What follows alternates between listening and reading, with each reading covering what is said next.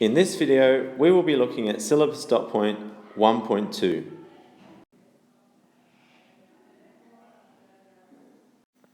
Firstly, syllabus dot point 1.2 states that there are 4 characteristics of religion, and these are listed there, which are beliefs and believers, sacred texts and writings, ethics, and rituals and ceremonies. So the first activity that we do in class for this dot point is to get students to recreate the image that you can see on the screen. And this is really just to illustrate that just like the 4 students have to work together in order to achieve a perfect balance, the 4 characteristics of religion need to work together to achieve some sort of unity and therefore achieve a dynamic living religion. The first thing we need to do is to define the characteristics of religion. So for each of the 4, we need to explain its parts and its components. Secondly, we are exploring the ways in which these characteristics interact or work together to create a dynamic, so a living religion, something that is alive and working and relevant to today. The characteristics of religion. Number 1, beliefs and believers. Beliefs are the key principles, doctrines or teachings, or values which underpin the religious practice of a particular religion for the believers. So this is arguably the most important characteristic of religion because you can't have a religion without any believers. Some examples of believers could be Christians, Jews, Muslims, Hindus, Buddhists, and some beliefs. For example, Christians, Muslims, and Jews believe in one God. Number 2, sacred texts and writings. The most important beliefs of a religion are contained in its sacred texts. Usually these beliefs were in oral circulation, so things that were being said before they were written down in the sacred texts. These sacred texts contain sacred stories which explain through historical or non-historical means how people are connected to the supernatural dimension. An example of a sacred text might be the Quran, which is a Muslim sacred text, the Bible, which is a Christian sacred text, or the Torah, which is a Jewish sacred text. Number 3, ethics. Ethics is the reasoning behind moral decision making. Put simply, ethics is all about what is right and what is wrong, and it is the study of good versus evil. So many religions have systems that they put in place, and these set the standard for either good moral behaviour or bad or evil moral behaviour. So ethics is really just the study of moral decision making. The 10 Commandments, which are found in the Christian scriptures and the Hebrew or the Jewish scriptures, these 10 Commandments help guide ethics in Christianity and in Judaism. Number 4, rituals and ceremonies. These are the practical expressions of aspects of a religion. Rituals and ceremonies involve prescribed words and actions along with the use of symbols. Together, these reflect an understanding of the sacred dimension. Thus, rituals and ceremonies help to lead to a greater understanding of the ultimate reality. For example, you can see that in the sacrament of baptism for Christians, they express aspects of their religion. They remind themselves of the purity, the call to purity, the call to be a light, the call to purification. So they use many symbols like white garments, candles, holy water, and so on to actively express this aspect of their religion. So baptism is a really good example of a Christian practice which shows how all four elements or all four characteristics of religion need to come together in order to make a living and dynamic religion. Because first of all, you have believers that make this conscious moral decision, and that involves ethics, to, especially in adults, make that choice to become a Christian. And then you go through a process which involves ritual and ceremony. There's a profession or an expression of beliefs, and there's also a lot that's read from sacred text or drawn out from sacred texts. On the next couple of slides, we have provided you with visuals and also extracts that are from the textbook. So take a look at each slide, and for each textbook extract, we'd like you to pause the video and to read through and add to your notes.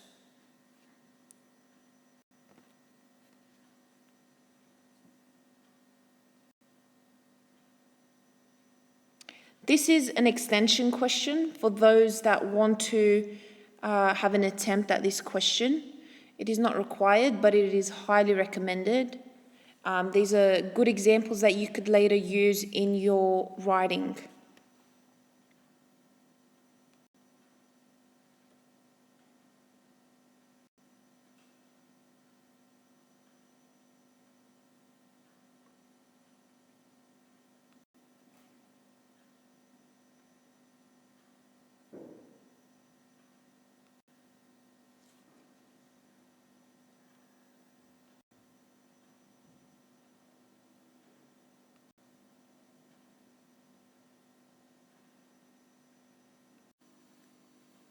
Now that you've read through those four characteristics of religion, please answer the following question. You can answer this on Google Classroom if your teacher has set that up for you, or simply just write some notes down in your book. But the question is, do you think sacred texts are important or essential to have in a religious tradition?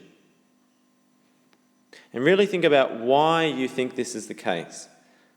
Think about their function. Think about their relevance, and think about the common features that sacred texts may have. In order to create a really good response, you need a minimum of 100 to 200 words, and a mark will be given out of 5 for this. This was another group activity that we did in class. It was creating your own religion. And this was a task. In groups, create a visual representation of your own religion, provide details for each of the 4 characteristics of religion, and present to class. Your religion can be ridiculous, unrealistic, dreamlike, crazy. If you have not done that yet in class, or if you'd like to start thinking more in depth about the 4 characteristics of religion, maybe you'd like to create your own religion in your workbooks. So pause this video and jot down a few ideas. So here's an example that we created, and just put simply, if Australian culture was a religion, then there'd be certain beliefs that every Australian should uphold, and clearly one is mateship. Ethics, don't be a tosser. Sacred texts, I think everybody's read The Very Hungry Caterpillar, so that would definitely be high on the list of sacred texts. And how could you have Australian culture without backyard cricket? So that's probably the biggest ritual that we celebrate and that we practice. So if we look deeper at this term, living dynamic religion, we really need to ask the question, is religion alive? So pause the video and answer that question, is religion alive? Whether you think yes or whether you think no, provide a few reasons as to why you came up with that yes or no answer. Look at this picture of Mr. Bean. Can you relate? Have you ever been in a situation like this? And is this dynamic? If you pause the video and click on the link, you'll be able to watch a short clip from Mr. Bean. But really, Is this an example of a living, dynamic religion? And what characteristics of religion can we see from this video? In the video, we can see various characteristics of religion working together. We can see a group of believers coming together to participate in their religion. We can see ritual actions being performed as Mr. Bean enters the church singing. We can also potentially hear someone reading from a sacred text, although this is not perfectly clear. However, is this a dynamic living religion? The expression of the adherents, another word for believers, suggests that it is not very dynamic. When students are asked the question, is religion alive? The generic answer seems to be no, and this could be for a number of reasons. Perhaps the student has had a poor experience with religion, but most likely that student has had no experience with religion. However, when we study religions, we must look beyond our own personal experiences with religion and look at a more broader perspective. In our last video, we used the term worldview, and we should apply this term to the current question. So, is religion alive for the vast majority of Christians? Is religion dynamic for the vast majority of Muslims? And so on. In this example here, it is clearly shown that for Muslims, religion is dynamic and living. Their annual pilgrimage, called the Hajj, shows us that more than 1 million Muslims participate. And this has continued on for more than 1,400 years. This journey for them is a spiritual journey that is meant to cleanse the faithful of sin and bring them closer to God. And this gives them the motivation to annually come on this pilgrimage in Saudi Arabia. Just think for a moment about how many people that is. Just think about whether you've been to the footy and you see that a footy stadium holds maybe a couple of thousand people or tens of thousands of people. Our biggest stadiums hold at the most 100,000 people. So if you looked at the MCG, which holds 100,000 people, that's 15 times that amount. So if you were asked to explain how religion can be dynamic and living, you could use this as one example to back up your point. For Catholic Christians, the youth come together every 3 years to celebrate their faith. In World Youth Day 1995, 5 million people attended in the Philippines. 20 years later, 6 to 7 million people gathered to welcome Pope Francis in the Philippines again, and this time in the rain. It is evident that something here is alive and dynamic. For youth, people aged from 16 to about 30, for them to have that desire to come together and be joined and actively participate in their faith, it must tell us something about the importance of this religion for them. Now, if you thought that was massive, 17 to 20 million Muslims gathered together for one event to celebrate what Catholic Christians would call a feast day. These Muslims gathered together to venerate one of their martyrs, someone who in their very early history was willing to die for their faith. Despite the threat of ISIS looming, this was probably the largest gathering of Muslims that we know of. And just to top that, it's believed that 30 million Hindu pilgrims gathered together in 2013 in what's believed to be quite possibly the largest religious gathering on earth. and this is held every 12 years in northern India. Year 11, please use these examples to provide further evidence when answering essay questions. So what can we take away from these examples? Well, firstly, religions are living. They are dynamic.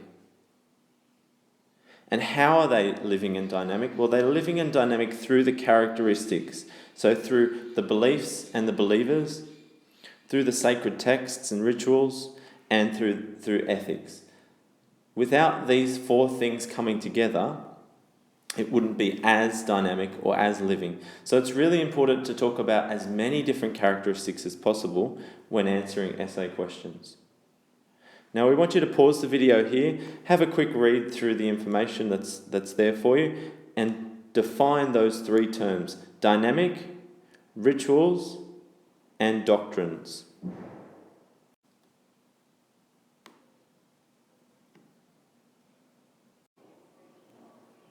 In order for a religion to be dynamic and living, it needs to have sacred texts that are applicable to the practical demands of daily life. The adherents need guidance, and this guidance is usually found in sacred texts. These sacred texts reveal to them ethics and ways of acting throughout their daily life when they reach a moral dilemma, for instance. If a believer can apply sacred texts to their life, then religion becomes more purposeful to them. The second point here is that a central part of religion is the response to an interaction with the supernatural or sacred. Sacred texts and ethics can help us to understand the divine.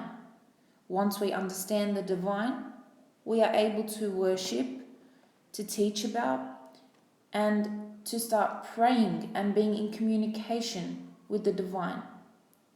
This then leads to us having more expression with ourselves and the divine being, thus making religion more alive. So hopefully through this video, you have a deeper understanding of the four characteristics of religion, which are beliefs and believers, sacred texts and writings, ethics, and rituals. And hopefully now you can explore the ways in which these characteristics interact, or in other words, work together to create and form a living, dynamic religion.